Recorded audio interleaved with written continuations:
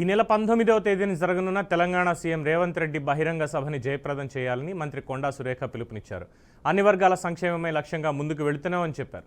ఇందిరాగాంధీ పుట్టినరోజు సందర్భంగా మహిళల సాధికారతపై ప్రసంగిస్తానని చెప్పారు. ఈ నెల 19వ తేదీ Warangal arts and science college గ్రౌండ్లో మన ముఖ్యమంత్రి సీఎం రేవంత్ రెడ్డి గారు మరి బహిరంగ సభ నిర్వహిస్తున్న శుభ సందర్భంలో తెలంగాణ ప్రజలందరికీ కూడా శుభాకాంక్షలు తెలియజేస్తూ ఉన్నాను.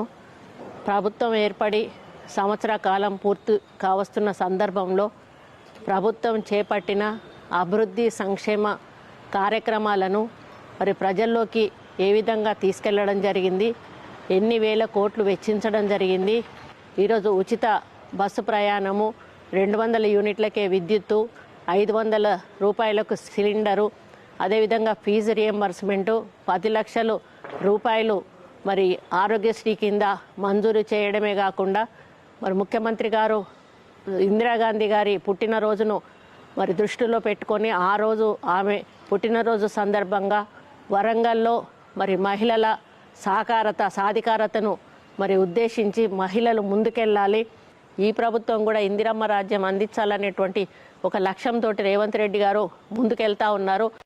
ఈ నెల